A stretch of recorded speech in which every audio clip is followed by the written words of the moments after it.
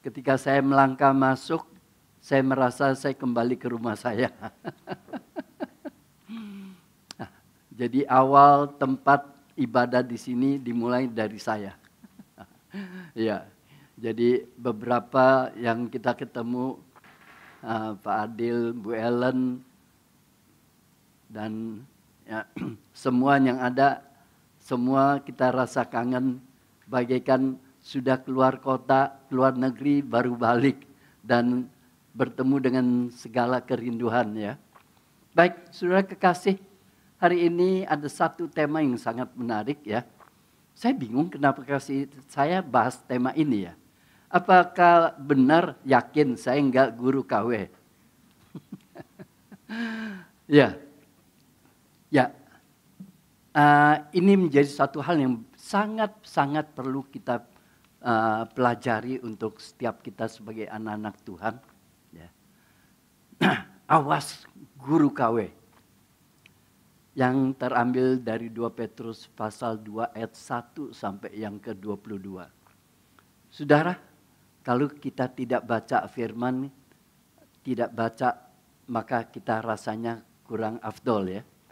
Biar panjang 22 ayat tapi kita baca bergantian. Mari kita persiapkan, buka Alkitab dan kita baca bersama dan saut-sautan. Yang pria bersama dengan saya baca ayat yang ganjil, wanita baca ayat yang genap. 2 Petrus pasal 2 ayat yang pertama sampai yang ke-22 demikian. Sebagaimana nabi-nabi palsu dahulu tampil di tengah-tengah umat Allah, demikian pula di antara kamu akan ada guru-guru palsu. Mereka akan memasukkan pengajaran-pengajaran sesat yang membinasakan.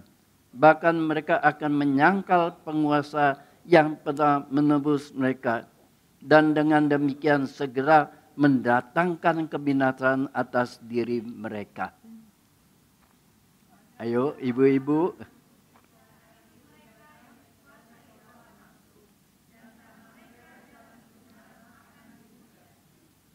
Karena serakahnya guru-guru palsu itu akan berusaha mencari untung dari kamu dengan cerita-cerita isapan jempol mereka. Untuk perbuatan mereka itu hukuman telah lama tersedia dan kebinasan tidak akan tertunda.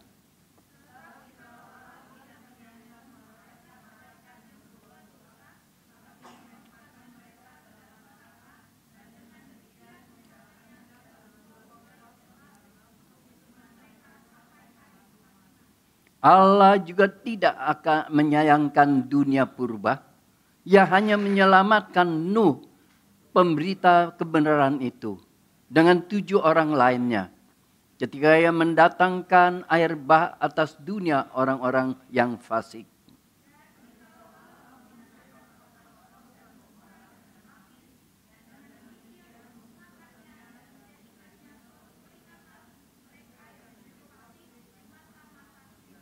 Tetapi ia menyelamatkan Lot, orang benar, yang terus-menerus menderita oleh cara hidup orang-orang yang tidak mengenal hukum dan hanya mengikuti hawa nafsu mereka saja.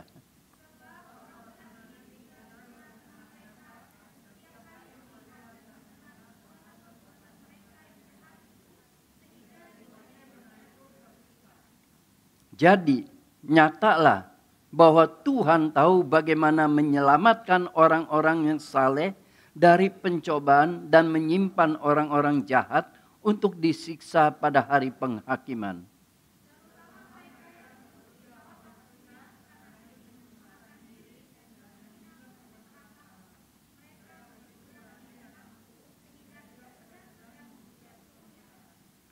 Padahal malaikat-malaikat sendiri yang sekalipun lebih kuat dan lebih berkuasa dari mereka tidak memakai kata-kata hujat kalau malaikat-malaikat menuntut hukuman atas mereka di hadapan Tuhan Allah.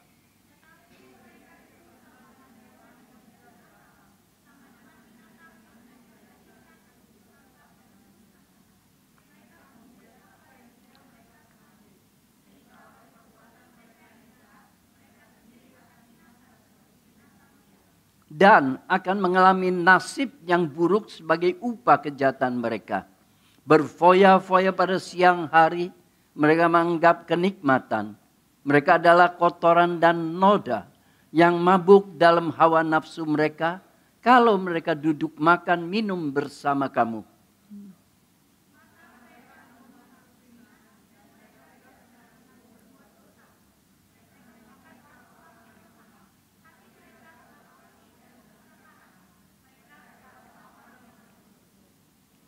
Sebab mereka telah meninggalkan jalan yang benar, maka tersesatlah mereka, lalu mengikuti jalan Bileam anak Beor, yang suka menerima upah untuk perbuatan-perbuatan jahat.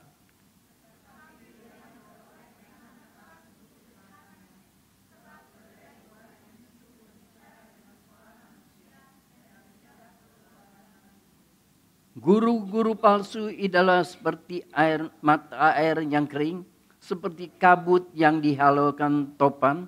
Bagi mereka telah tersedia kegelapan yang paling dahsyat.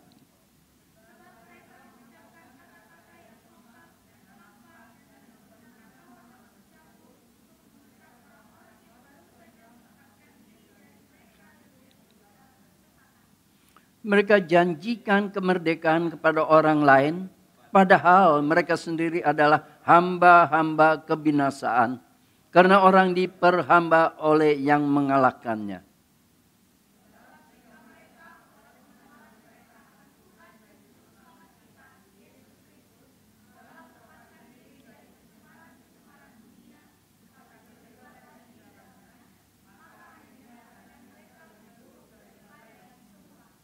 Karena itu lebih baik bagi mereka jika mereka tidak pernah mengenal akan jalan kebenaran daripada mengenalnya tetapi kemudian berbalik daripada perintah kudus yang disampaikan pada mereka.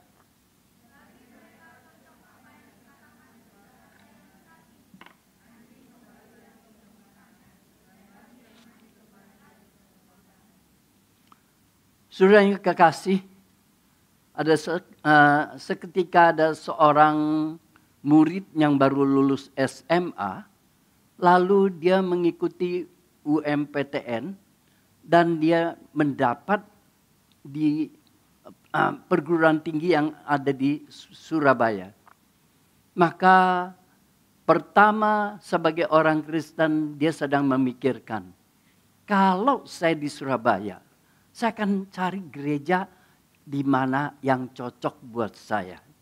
Ini menjadi pemikiran yang pertama yang lalu beberapa teman bilang, oh saya mau cari gereja yang rame, yang ibadahnya sangat membuat hati sukacita. Lalu ada yang sampaikan, oh enggak saya mau cari gereja di mana kita disambut dengan ramah, persaudaraan yang begitu akrab dan segalanya. Saudara, lalu orang tua dari anak ini berpesan, semuanya tidak penting. Yang paling penting adalah engkau harus cari gereja dalam pengajaran yang berdasarkan otoritas dari Alkitab. Dan dia tetap setia kepada kebenaran. Saudara, ini menjadi satu gambaran untuk kita melihat bagaimana di tengah-tengah gereja, di mana banyak hamba Tuhan, di mana begitu banyak pengajaran, membuat kita harus pikir dan meneliti dengan baik-baik. Artinya apa? Tidak semua gereja akan memberitakan berita yang sesungguhnya seperti apa yang bersetia dengan kebenaran. Saudara kekasih, sehingga di dalam 2 Petrus pasal 2 dari ayat 1 sampai yang ke-22. Di situ menekankan bagaimana bahaya dari guru-guru palsu, artinya ada di mana-mana. Saudara, guru palsu pada perjanjian lama sudah muncul dengan sebutan nabi-nabi palsu. Salah satu yang disebut Bileam yang sudah diangkat.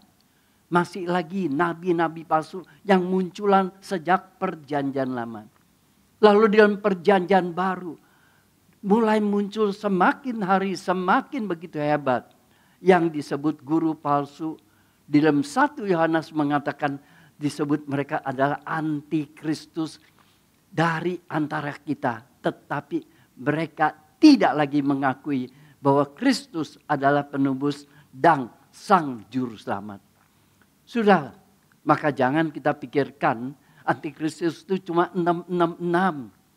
Kita cuma terlalu sempit memikirkan. Seakan-akan kita tidak melihat yang lebih jauh. Kita lalai. Kalau itu ada di tengah kita. Itu ada di tengah kita dan banyak di tengah-tengah gereja sekarang. Maka saudara kasih, ini menjadi satu hal yang perlu kita perhatikan baik-baik. Karena di setiap zaman sudah muncul dan pengajaran-pengajaran yang tidak bertanggung jawab. Hari ini coba kita lihat bagaimana dari 2 Petrus pasal 2 ayat 1 yang pertama sampai yang ke-22. Untuk membawa kita mengenal yang namanya guru-guru palsu. Ya, di sini pakai KW ya. KW itu adalah apa? Saya pikir KW ini seperti kelihatannya semua benar dan tapi enggak benar. Kita hidup di dalam dunia yang penuh kepalsuan. Ya. Saudara, kita hidup dalam dunia penuh dengan palsuan. Saudara coba lihat tas-tas yang terkenal, jam yang terkenal, baju yang terkenal. Dan sampai apa? Obat-obatan pun dipalsukan. Hanya demi apa? Untuk ada keuntungan. Dan banyak juga orang yang senang pakai barang KW. Saya nggak tahu di antara kita apakah kita salah satu penggemar. Ya, apakah kita juga sebagai penggemar pemakai barang KW, barang palsu. Mari kita coba lihat. Kalau makan pakai jam palsu, pakai sepatu merek yang palsu, itu masih tidak menyangkut dengan bahaya dari jiwa kita. Tetapi saudara kalau makan obat yang palsu, maka saudara sakit perut masih mending. Tapi dia bagaikan racun yang akan membuat kita menjadi mati pelan-pelan. Hari ini coba kita lihat bagaimana 2 Petrus pasal 2 ayat 1 sampai yang ke-22 memberikan beberapa ciri-ciri tentang guru palsu. Ya. Pertama kita bisa lihat Petrus mengatakan, kita bisa lihat ciri-ciri daripada guru palsu. Pertama dari pengajarannya. Yang kedua dari sikap hidupnya. Saudara, coba kita lihat bagaimana ketika dikatakan pengajarannya. Yang pertama dikatakan mereka menyangkal penguasa yang telah menebus mereka. Artinya mereka sudah tidak lagi mengakui otoritas yang tertinggi adalah pada Yesus Kristus. Ini menjadi suatu hal yang kita mengatakan ini adalah orang-orang yang sudah menjadi pengkhianat di dalam iman. Mereka adalah apa? Menyangkal bahwa Yesus sebagai penguasa tertinggi di dalam kehidupan yang punya otoritas tertinggi. Mereka menggantikan otoritas ada pada diri mereka. Dan seakan-akan firman Tuhan tidak punya otoritas melebihi daripada dirinya yang berfirman. Punya otoritas yang paling tinggi. Saudara kekasih, maka ini menjadi suatu hal untuk kita perhatikan. Hari ini saya mau bertanya, jika di antara kita masih banyak yang suka jajan? Suka dengar? Kadang-kadang suka bilang, ada yang bilang apa? Ke gereja itu tuh enak khotbahnya. Khotbahnya apa? Dengarnya, waduh senang. Khotbahnya menyenangkan. Nggak seperti ke gereja itu tuh. Satu lagi tuh. Udah galak. Khotbahnya ngomel-ngomel. Seakan-akan semua dikritik. Nggak ada yang satu yang benar. Dulu salah satu yang dikenal Pak Big Man. Ya. Waktu zaman kita masih pelayan bersama. Yang salah satu dikenal tuh Pak Big Man. Saya bingung. Orang bilang dia itu keras. Dia selalu ngomel. Dia kritik orang. Tapi yang mau datang juga masih banyak gitu loh. Ya kan? Artinya apa? Dalam hati apa? Masih mending. Artinya kamu masih mau dikritik. Masih ada kesempatan untuk berubah. Tapi banyak orang yang menjadi Kristen palsu. Saudara, kenapa saya sebut Kristen palsu? Kristen palsu adalah mereka yang tidak senang mendengar firman Tuhan yang betul, yang bertanggung jawab sesuai dengan apa yang diajarkan di dalam firman Tuhan. Mereka lebih senang cari orang-orang yang berkhotbah. Banyak yang bisa lucu-lucu, banyak yang memberikan khotbah menyenangkan hati, yang menenangkan telinga untuk supaya apa? Mereka rasa, aduh, kelihatannya kita dimotivasikan untuk semakin kita hidup, semakin punya semangat gitu loh. Saudara, hidup semangat belum tentu engkau menjadi benar. Hidup benar harus punya semangat. Ini yang tidak bisa kita putar balikan dan tidak bisa kita tawar-menawar. Ketika engkau senang, hidup menyenangkanmu. Ya, awas, hati-hati. Belum tentu itu adalah kebenaran yang menuntun hidupmu untuk di dalam firman Tuhan. Maka kita coba lihat di mana otoritas Tuhan, otoritas firman sudah hilang digantikan oleh otoritas si pengajar, si pemberita. Sudah, maka dia merasakan diri yang punya otoritas lebih tinggi. Sudah sering dengar kalau hamba Tuhan suka bilang apa? Kalau hari ini Tuhan Roh Kudus sedang berbicara saya. Yang saudara tidak pernah dengar. Yang firman Tuhan tidak pernah tertulis. Suatu wahyu yang khusus diberitakan saya. Pernah dengar? Hati-hati. Karena wahyu tidak ada, mungkin ada wahyu baru. Roh Kudus bekerja memberikan wahyu sejak zaman perjanjian lama sampai perjanjian baru. Tidak pernah wahyu itu berubah. Tidak ada lagi wahyu yang baru. Yang ada setiap orang mengalami satu iluminasi, berinteraksi dengan zaman. Dia akan melihat sesuatu kebenaran untuk dia menyampaikan sesuai dengan kebenaran yang dibutuhkan zaman itu. Kebenaran tidak pernah ada yang berubah. Kebenaran tidak pernah ada yang baru. Kenapa? Tuhan sudah memberikan otoritas Alkitab menjadi begitu kuat bagi saudara dan saya. Dan tidak ada lagi yang menjadi otoritas boleh menggantikan Alkitab yang sudah diwahyukan. Hari ini terlalu banyak. Jika engkau dengar ada hamba Tuhan yang berkata, kalau hari ini saya sudah diberitahukan oleh Roh Kudus, maka engkau harus berbuat begini, engkau harus begini, engkau harus begitu. Saudara, hati-hati. Kebenaran firman tidak pernah berubah. Amin. Wahyu Allah tetap dari dulu ada sampai sekarang. Tidak pernah kurang dan tidak perlu ditambahkan. Karena Allah yang penuh dengan kesempurnaan. Di dalam kebenaran dan firman-Nya tidak perlu ada setiap zaman diperbarui untuk disempurnakan. Mari kita kembali dalam satu prinsip. Otoritas Alkitab. Otoritas Tuhan yang menjadi dasar untuk kita boleh menilai sesuatu benar atau tidak benar. Sering waktu mereka menggantikan persembahan sebagai salah satu yang memberikan otoritas untuk orang menjadi paspor masuk surga. Saudara. Nah, Berapa banyak? Ini salah satu contoh untuk mengeksploitasi. Saudara sering dengar? Saya pikir semua kita kenyang untuk dengar.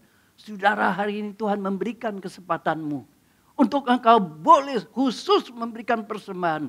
Berbagian dalam pekerjaan Tuhan. Hari ini jika engkau Tuhan gerakkan hatimu. Tapi engkau berdiam memadamkan gerakan Tuhan. Berarti engkau sudah kehilangan kesempatan berkat Tuhan yang Tuhan mau berikan secara khusus. Artinya apa? Otoritas Tuhan diganti oleh persembahan. Belum lagi dikatakan persembahanmu makin besar di mana Tuhan akan memberkati berlipat ganda. Engkau berikan maka engkau akan dilipat gandakan 10 kali lipat, 20 kali lipat, bahkan 30 kali lipat. Supaya apa? Orang rela banyak mengeluarkan. Terus persembahan. Satu kali saya bertemu dengan seorang saudara teman yang dari Surabaya. Dia adalah pengusaha dealer dari motor Honda. Dia dimotivasikan. Padahal dia udah utang banyak. Dia sudah utang bank. Dia terus di dalam gereja. Jangan takut utangmu. Di mata Tuhan itu adalah kecil. Jangan takut engkau melangkah. Karena setiap kali kesempatan yang Tuhan berikan. Engkau tidak pakai kesempatan itu. Maka berkat itu tidak hadir dalam hidupmu. Setelah habis utang bank kejar-kejar. Dia datang ke Jakarta. Pak Erwin, saya mau ngobrol. Dia curhat, dia bilang, sekarang yang ada sama saya utang melulu. Showroom saya, rumah saya, itu kalau disita semua habis bayar bank pun masih nggak cukup. Lalu sekarang gimana Pak ya? Kamu uangnya buat apa? Enggak, itu ada pendeta itu bilang, berikan kesempatan saya, ada satu proyek gereja yang harus saya ikut bangun. Itu Surabaya tahu ada satu gereja yang paling besar. Suruh ikut bagian di situ. Saya ikut, saya pikir apa, saya akan diberkati 2 kali, 20 kali lipat, 30 lipat. Akhirnya saya habis Pak, saya dikejar utang. Saya bilang apa? Yang janjikan pendeta. Tuhanmu kan gak janji seperti itu. Firman Tuhan tidak mengatakan seperti itu. Saudara, kita dieksploitasikan demi untuk keuntungan daripada si pengajar. Firman Tuhan tidak mengajarkan untuk seperti itu. Belum lagi dikatakan, belajarlah seperti janda di Sarfat. Sekalipun dia cuma hanya ada minyak dan tepung yang sedikit. Tetapi dia berani menyerahkan seluruhnya. Maka Tuhan membuat keajaiban. Tepung dan minyak terus tidak pernah habis. Masih ingat peristiwa janda di Sarfat dengan Elia? Saudara, firman Tuhan dipelintir. Hanya demi untuk apa? Mengeksploitasi keuntungan bagi diri dari si pengajar. Belum lagi, saudara, ini pendeta besar yang saya dengar khotbah dia dari radio. Saya tadinya mau telepon dia, mau ketawa sama dia. Dia bilang, saudara, jika engkau firman Tuhan bilang, mintalah, makan diberi. Carilah, bahkan ketemu. Ketuklah, pintu akan dibukakan. Sudah hari ini engkau sudah minta? Hari ini sudah mencari? Apakah saudara sudah ketuk pintu? Engkau sudah diberikan belum? Ketuklah dengan iman katanya. Kalau engkau Tuhan engkau ketuk pintunya, masih belum buka, gebrak pintunya. Saya bilang, aduh, apaan nih pintu Tuhan digebrak? Apa ini? Menafsir dengan sesuatu konsep yang tidak bertanggung jawab. Lalu apa? Yang dengar pada amin. Saya harap di kita nggak ada yang seperti itu ya. Amin. Gebrak pintu Tuhan katanya. Sudah kekasih. Begitulah pengajaran-pengajaran yang terus memberikan satu motivasi untuk mendorong kita. Melihat dari segala hal. Yang penting kita berani melangkah. Maka kita akan diberkati Tuhan. Sudah kekasih. Kita lihat ada lagi. Mereka mengangkat apa? Masalah mengagungkan ritual sebagai satu kuasa. Saudara, satu waktu kita pernah melihat demam ya. Demam minyak urapan ya.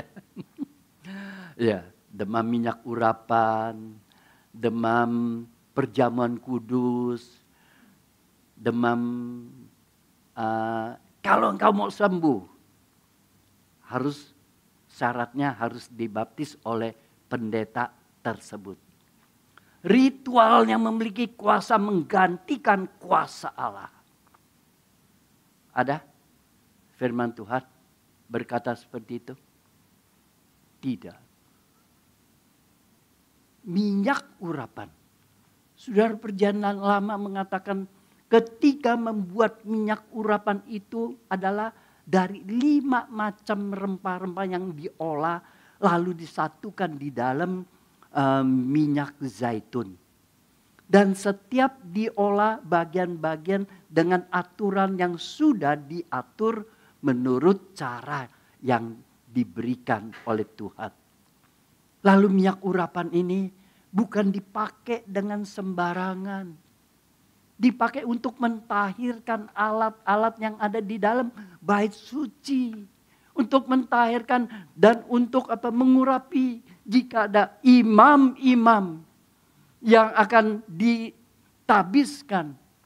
Tapi sekarang dibuat menjadi suatu kekuasaan yang boleh menggantikan kuasa Tuhan.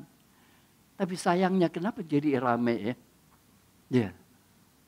Rame orang minta minyak urapan.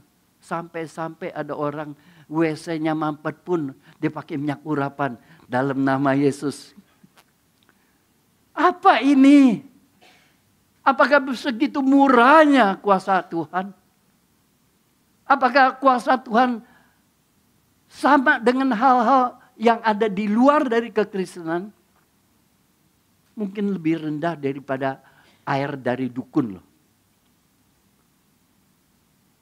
Mari kita kembali. Ciri-ciri adalah meninggikan ritual. Seakan-akan ritual itu boleh menggantikan kuasa Tuhan. Nah, belum lagi coba saudara. Saya mau tanya saudara. Ketika ada seorang hamba Tuhan berkhotbah. Dan dia berkata, saudara, hari ini engkau belum diberkati Tuhan. Engkau mau diberkati Tuhan? Semua bilang, mau. Berimanlah. Maka dengan iman engkau minta. Maka apapun yang kamu minta, Tuhan pasti berikan. Mengutip dari Yohanes pasal 15. Betul? Minta dengan iman. Masih Tuhan berikan. Ayo. Apa yang kita mengerti dari pasal 15, Yohanes 15. Jikalau engkau ada di dalam aku di dalam aku. Maka mintalah. Maka engkau akan memperoleh. Tuhan suruh kita minta. Minta apa? Bukan minta kaya. Tuhan suruh kita minta. Bukan minta sembuh. Tuhan suruh kita minta.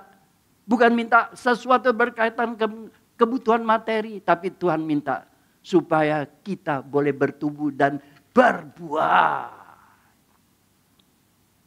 Terlalu banyak di dalam ketidaklayakan kita.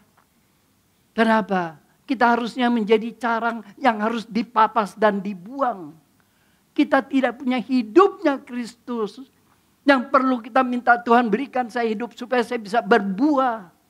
Bukan minta kepuasan materi. Bukan minta segala apa yang kita perlukan. Tetapi terjadi sesuatu di dalam hubungan relasi dengan Tuhan membuat saya semakin hidup di dalam Kristus. Saya bisa berbuah. Tafsiran yang dinyelewengkan. Saudara kekasih, masih banyak yang kalau kita mau melihat, ya, di mana termasuk akhirnya apa? Kita lihat di dalam pengajaran seakan-akan mengajarkan satu cara transaksional. Kalau Tuhan engkau berikan Tuhan, maka berkat Tuhan akan berikan lebih banyak. Kalau engkau beriman, nah ada satu lagi. Saudara, engkau hari ini kalau Tuhan tidak sembuhkan karena engkau kurang beriman. Harusnya engkau beriman, maka Tuhan pasti sembuhkan. Saya pikir Pak Adil udah gak perlu operasi jantung lagi.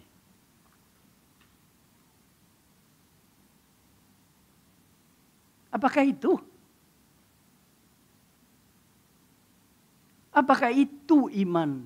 Ketika mulai geraknya faith movement pada tahun 1960-an. Iman menjadi suatu kuasa yang bisa membuat Tuhan bekerja buat kita. Menghilangkan otoritas Tuhan digantikan oleh kekuatan iman. Jika engkau punya iman, maka kamu bisa memindahkan gunung. Wah, ini dipakai ini sebagai, ya. Waduh, sudah senang gak? Jika engkau punya iman sebesar biji sesawi, maka engkau bisa pindahkan gunung. Puji Tuhan, sakit pun hilang, miskin pun hilang, semua dipindahkan. Terjadi sesuatu penyelewengan dalam tafsir. Konteks itu adalah Tuhan Yesus pada saat mengutus murid berpasangan untuk melayani. Lalu ada murid yang datang. Dia bertemu dengan satu anak yang sakit seperti kemasukan ayan. Lalu orang tuanya minta supaya murid Yesus mendoakan. Tetapi karena murid itu dia tidak merasa mampu untuk mengatasi setan yang seperti ini. Lalu anak itu enggak sembuh. Padahal pada saat Tuhan Yesus mengutus mereka mengatakan apa? Pergi, sembuhkan orang sakit, usirlah setan. Betul ya? Lalu mereka enggak mampu. Datang Tuhan Yesus. Ketika itu orang tua anak ini bertanya, Tuhan, Guru, kenapa muridmu tidak mampu mengusir setan yang seperti ini? Muncullah satu perkataan Yesus dengan apa? Jika kamu memiliki iman sebesar biji sesawi, jangan kata setan yang seperti ini, gunung pun akan pindah gitu. Apakah iman itu punya kuasa? Tidak. Tapi mengimani kuasa yang Tuhan sudah berikan pada kita. Ketika mereka diutus, mereka disertai oleh kuasa Tuhan. Tapi mereka tidak mampu di dalam iman mempercayai kuasa itu ada pada diri mereka. Hari ini jangan kita coba pakai ayat itu untuk memberikan kepada orang iman sebesar biji sesawi, pindahkan gunung maka pindah gunung. Itu adalah Tuhan sedang menegur murid-muridnya. Jangan pakai itu menjadi kebenaran yang untuk kita sampaikan sebagai satu prinsip untuk dalam kehidupan iman orang Kristen.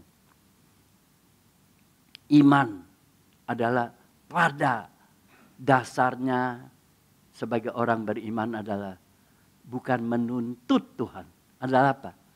Berani menyerahkan diri di dalam tangan kedaulatan Allah. Apapun yang engkau ingin terjadi, jadilah. Saudara, saya harap kita punya iman seperti itu.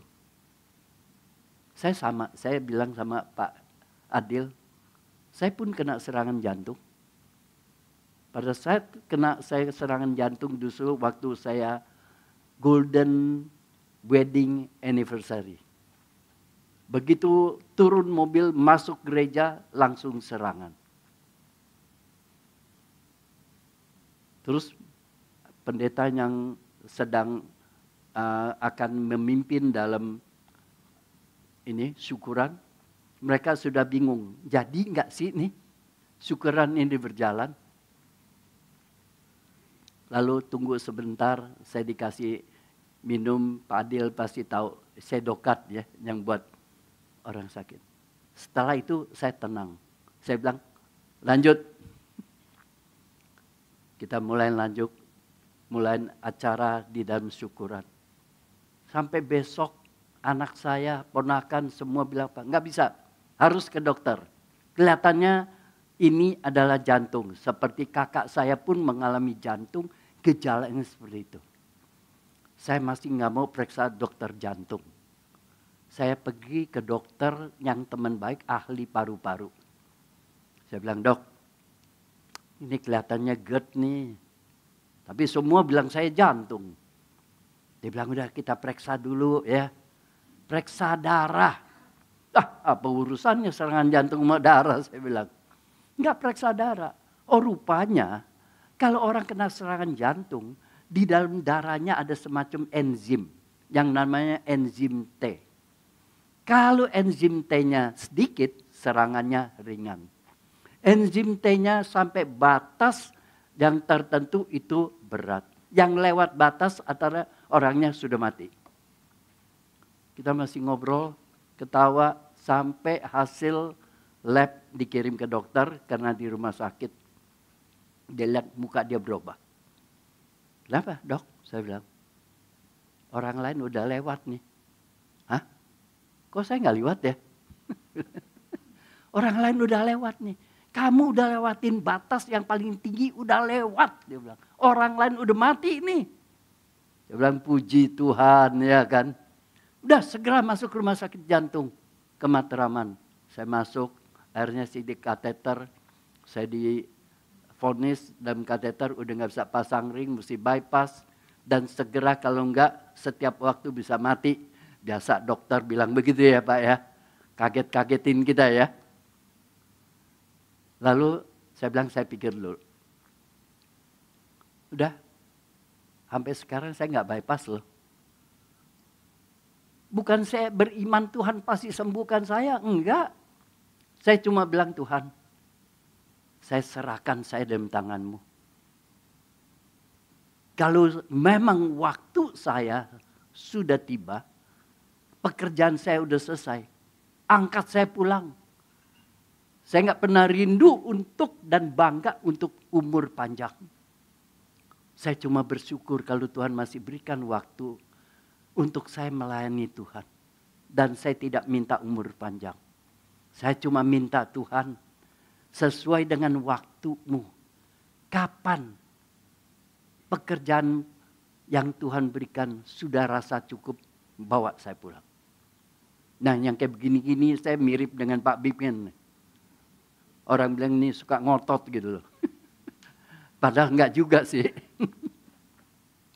Akhirnya sampai sekarang. Dokter yang bilang saya bisa mati. Lalu apa? Enggak lama dia lagi periksa pasien. Lalu dia kena serangan jantung. Masuk ICU, besok siang dia meninggal. Baru usia 53 tahun. Waktu saya melayat saya bilang, ya dok, harusnya saya di dalam nih, bukan kamu. Saya masih ngomong sama istrinya, keluarganya. Bu, mestinya saya ini. Bukan dokter Franz nih. Tapi ya, semua dalam tangan Tuhan. Ya, kita nggak ada yang tahu. Itulah, kita harus jujur. Memberitakan apa yang Tuhan kerjakan dalam hidup kita.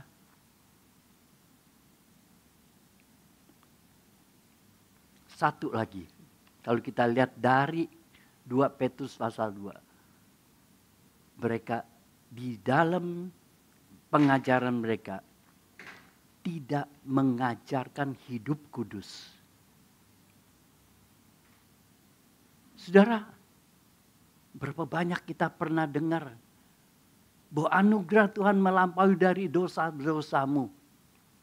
Seberapa besar dosamu, anugerah Tuhan sudah mengampuni dan engkau Tuhan tetap mengasihimu. Betul? Betul? Anugerah Tuhan melampaui segala dosa kita. Betul. Ya. Tapi Tuhan tetap mau kita hidup kudus. Ketika Tuhan Yesus kedapatan orang ibu yang berzina wanita datang. Dia hukum dia? Dihukum enggak? Cuma dia bilang apa? Jangan berbuat dosa lagi. Artinya saya mengampuni engkau. Ada pengampunan. Tapi ada pertobatan. Pertobatan itu untuk kamu kembali hidup dalam kekudusan Allah. Hari ini berapa banyak pengajaran mengatakan Tuhan tahu kita manusia itu tubuh lemah. Kita hidup di tengah-tengah pengaruh dosa. Dosa terus mengintip dengan kita. Maka sering waktu jika kita tidak kuat, kita jatuh dalam dosa, itu adalah satu hal yang biasa. Namun bersyukur anugerah Tuhan tetap berikan. Anugerah Tuhan dengan dosa terus diberikan bertumbuh secara paralel. Padahal anugerah Tuhan untuk supaya kita apa? Untuk kita belajar melawan dosa dan jangan berbuat dosa lagi. Betul? Ini yang tidak diangkat. Saudara, aduh enak. Gue kemarin baru aja nipu orang ya. Aduh anugerah Tuhan besar. Aduh ini hari dengar firman Tuhan. Paling minta ampun. Nanti besok nipu lagi. Cari-cari lagi yang mana sasaran untuk saya nipu gitu loh. Berapa banyak orang Kristen. Karena diajarkan anugerah yang besar membuat hidup tidak bertanggung jawab. Ada di dalam hidup terus di dalam kebiasaannya. Tukang judi jadi judi terus. Tukang main perempuan terus. Itulah. Pengajaran cuma menyenangkan telinga. Tidak memberikan satu kebenaran untuk kita boleh hidup sesuai dengan kebenaran sebagai satu konsekuensi iman yang ada dalam dirimu.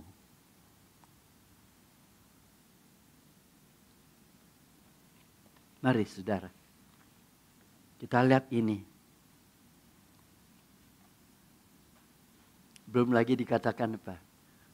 Sering ya kita dengar, Tuhan kita kaya ya. Tuhan gak mau ada kita yang miskin. Tuhan mau kita semuanya kaya dan kita sukses. Amin. Kok diam? Amin. Lalu apa? Yang penting Tuhan mau nanti larinya apa? Seberapa yang engkau Tuhan berikan kesempatan untuk kamu investasi di dalam pekerjaan Tuhan. Nah, ujung-ujung apa? UUD ya. Ujung-ujung duit.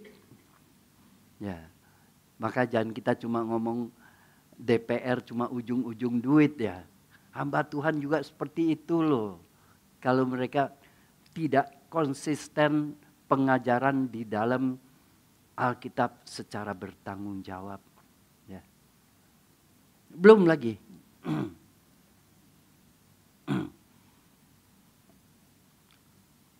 Kita bisa satu dari pengajarannya. Yang kedua kita lihat dari apa? Sikap hidup mereka. Firman Tuhan katakan apa? Hidup mereka apa? Berfoya-foya. Berfoya-foya apa? Karena mendapatkan untuk memuaskan nafsu mereka, maka dia harus eksploitasi jemaat untuk dapat uang. Lalu apa? Satu, memperkaya diri terus. Saudara, saya baru dengar satu dari teman, ada satu pendeta, ada gereja yang di Soho. Tiap minggu jemaat datang ada door prize. Ada door prize. Ada rice cooker, ada nanti dapat, pokoknya kepentingan rumah tangga itu yang elektronik itu dijadikan door prize. Ada lagi apa? Yang janda miskin tiap 2 bulan didaftar, mereka dikasih 3 juta. Hebat nggak? Hah? Hebat ya? Saudara, ini yang terjadi sekarang. Teman saya tanya, gereja lu begitu enggak? Enggak. Istri gua ke gerejanya begitu. Kok beda? Ya emang beda, saya bilang. Hamba Tuhannya punya pabrik loh. Jadi sekarang dia bikin semua mobil-mobil assembling semua ada yang muatan lokal itu buatan dia loh. Kayaknya luar biasa. Saya bilang apa? Kalau di gereja gua pendeta tuh nggak boleh dagang, lo tau nggak? Saya bilang. Oh ini nggak apa-apa, boleh. Saya bukan kritik masalah apa yang dia berikan. Tetapi kalau dia lakukan itu dengan motivasi betul-betul memperhatikan orang susah, itu baik, betul ya? Tapi jangan dibalik itu punya satu niat hanya menambahkan orang untuk datang, tapi memberikan pengajaran yang gak jelas dan tidak bertanggung jawab. Artinya orang pendeta ini tidak menggunakan kepercayaan Tuhan atas diri dia untuk menggembalakan secara baik. Sikap hidup. Berapa banyak skandal yang pernah sudah dengar dari pendeta-pendeta. Satu kali saya dengar dari talentatur. Mungkin Pak Julius masih ingat ya. Dulu kita kumpul masih ibadah di sini. Talentatur, Pak Bigman dengan saya itu kita menjadi konsalnya untuk pendeta siapa yang boleh kita pakai untuk mereka bawa mimpin tur. Satu hari dia, Ibu Nina ini panggil saya papi. Pi, kenapa? Saya bilang. Masa ada satu pendeta tuh? Kenapa? Pokoknya terkenal dah. Kalau dia mimpin pasti yang ikut itu daftar, ikut dia banyak dah. Dia bilang, sampai di Yerusalem, saya mau tinggal di Bethlehem, saya jangan disatukan dengan peserta tur. Kenapa Pak? Kok begitu? Tolong sediakan cewek dari Palestina untuk saya. Saya bilang, ngapain pakai dia? Udah kasih dia, ada PK-nya. Lalu apa? Memfasilitasi dia untuk berbuat dosa lagi. Saya bilang, jangan pakai dia. Saya bilang, apa-apaan itu? Nggak malu lagi ya. Masih punya niat berzina, percabulan yang terus masih menguasai otaknya dia. Itulah sikap guru palsu. Guru palsu bukan hanya menyelewengkan, menyesatkan, menyimpangkan pengajaran. Tetapi mereka juga bisa mengajarkan apa yang benar, tapi mereka melakukan yang melawan atas kebenaran. Ini yang banyak sekarang di tengah-tengah kita. Mereka terus mengeksploitasi. Mereka dikuasai dengan segala kemewahan untuk supaya apa? Memenuhi semua kenapsuan daging mereka. Sudah pernah satu waktu muncul di TikTok berapa hamba Tuhan yang pakai jam tangan yang berapa ya. Hebat ya. Saya mah pakai Seiko aja cukup ya. Merek Patek Philippe sama Seiko fungsinya sama enggak? Sama ya. Merek boleh beda ya. Tapi fungsinya sama enggak? Fungsinya sama. Enggak apa-apa. Ya kan. Emang pakai Patek Philippe jadi dewa kita? Ya enggak juga. Ya kan. Kalau pakai Seiko emang saya jadi orang rendahan? Enggak juga. Kenapa harus seperti itu? Tuhan panggil kita pikul salib, menyangkal diri. Bukan mencari kemewahan untuk mengangkat diri di depan orang. Supaya selalu mereka berkata, kita bikin gini supaya jangan bikin malu nama Tuhan. Berkat Tuhan ternyata melimpah di atas diri saya. Tapi tidak pikir. Berapa banyak jemaat dia masih menggelayutan di atas bis. Mungkin waktu dia pakai mobil mewah lewat jemaat, itu tuh mobil pendeta gua tuh. Duit gua ada di situ tuh. Coba bayangkan. Gaya hidup seperti itu. Yang gak pantas. Mau bikin seperti selebriti. Kita terpanggil bukan jadi selebriti ya. Kita dipanggil menjadi hamba Tuhan. Hamba yang setia. Hamba yang bertanggung jawab.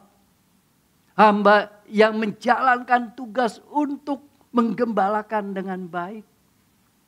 Kalau boleh saya boleh menjadi korban seperti semangatnya Kristus.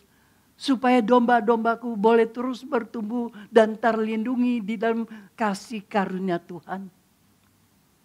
Bukan cari kaya. Kalau mau jadi kaya, jangan jadi pendeta. Lebih baik dagang.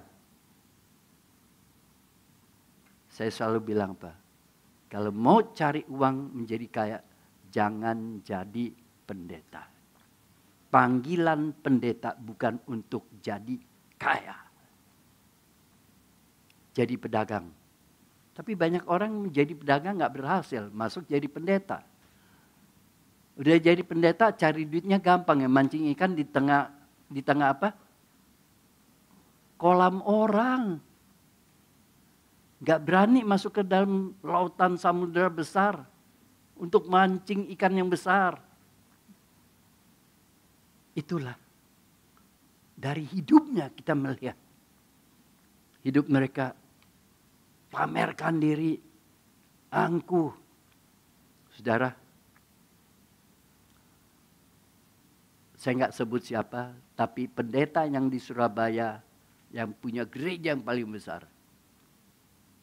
Mobil mewahnya ada 12.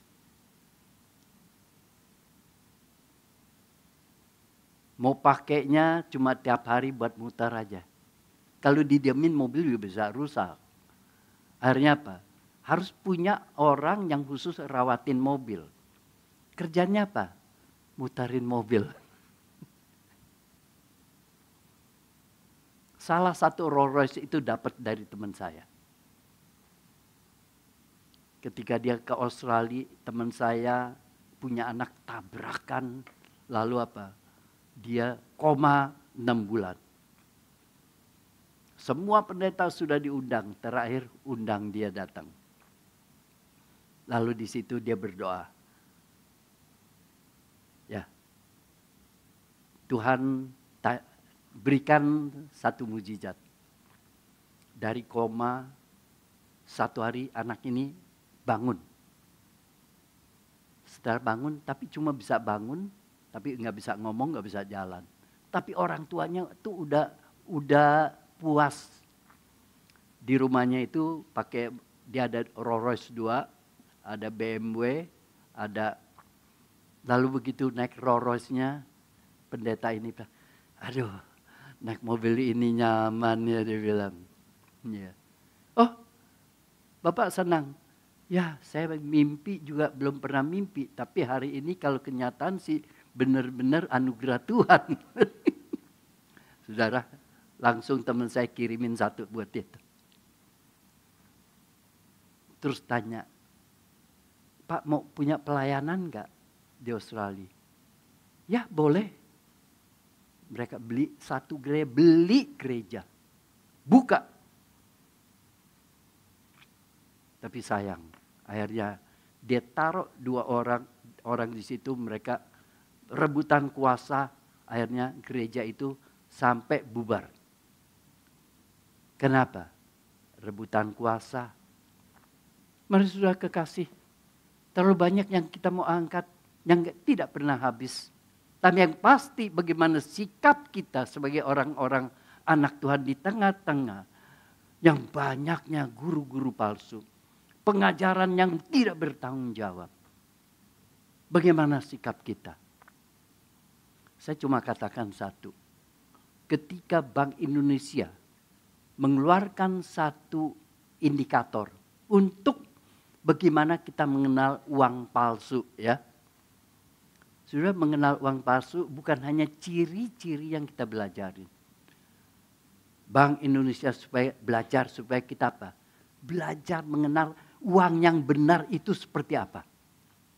Nah, saudara, ciri-ciri itu bisa berubah-berubah. Tapi ketika engkau belajar mengenal apa yang benar, maka ini menjadi dasar engkau menilai apa yang tidak benar. Mari kita belajar firman Tuhan untuk mengerti secara benar. Untuk kita bisa menilai. Ciri-ciri itu tidak menjamin untuk kita tidak disesatkan. Tetapi belajar firman Tuhan, bertanggung jawab di situ engkau akan melihat. Engkau tahu apa yang benar, maka engkau tahu apa yang tidak benar. Kalau enggak, saudara akan samar-samar. Iya enggak ya? Kelihatannya benar tapi kayaknya kok enggak benar, tapi enggak benar kok kayaknya benar gitu. Karena mereka pintar. Tapi ketika engkau belajar, tahu apa yang benar. Maka di Efesus pasal 4 ayat yang keempat, 14 dikatakan, Tuhan pakai gembala-gembala. Tuhan kasih pengajar-pengajar untuk bangun kita semua jemaat menjadi dewasa. Supaya kita tidak diombang-ambingkan oleh segala pengajaran yang tidak bertanggung jawab. Ya, hari ini engkau belajar, saya dengar kita ada PA di sini ya. Ya. Berapa banyak kita yang ikut ya. Gereja sudah sediakan semua fasilitas untuk kita bertumbuh, untuk mengenal kebenaran firman Tuhan. Seberapa hatimu yang tercenderung untuk mau belajar dan hidup di dalam kebenaran. Bukan engkau cukup cuma datang ke gereja tiap minggu. Bukan engkau cukup ikut dalam pelayanan. Tapi bagaimana engkau mengenal apa yang benar. Sehingga di dalam kebenaran itu hidup dengan kebenaran. Engkau ada di dalamnya. Maka engkau tidak mudah dan tidak mungkin engkau diombang-ambingkan. Terakhir saya cuma bilang apa? Jangan suka jajan ke tempat yang saudara tidak tahu. Yang pasti saya bukan apa-apa. Saya rekomen saudara setia di sini. Karena saya dulu adalah tempat ini dimulai pertama saya yang pegang. Kita ada bersama dengan Pak Bigman, kita tahu kita ada orang-orang yang terpanggil punya konsep. Kita tekankan doktrin begitu kuat. Berapa banyak orang yang nggak mau belajar doktrin. Kedaulatan Allah. Ketika kita lupa, akhirnya apa? Banyak hal yang bisa menggantikan. Allah sudah tidak lagi berdaulat. Karena apa? Iman saya lebih kuat daripada kedaulatan Allah. Jika engkau tidak diberikan karena engkau kurang beriman. Waktu saudara bilang kan, maka engkau tidak bisa sembuh karena engkau kurang beriman. Ketika saat itu engkau juga sudah menghilangkan kedaulatan Allah untuk bertindak sesuai dengan apa yang dia mau. Karena imanmu yang menggantikan kedaulatan Allah. Kelihatannya simpel. Tapi di balik itu adalah sesuatu yang membuat kita terjerat, akhirnya apa? Fokus kita tidak lagi kepada Tuhan. Tapi fokus kepada diri kita. Iman kita. Mari, saya cuma katakan, salah makan bisa sakit perut ya. Makan racun bisa mati. Artinya apa? Jangan membiarkan pengajaran-pengajaran yang merusak kita bagaikan racun. Mari kita katakan, Tuhan, berikan saya hikmat.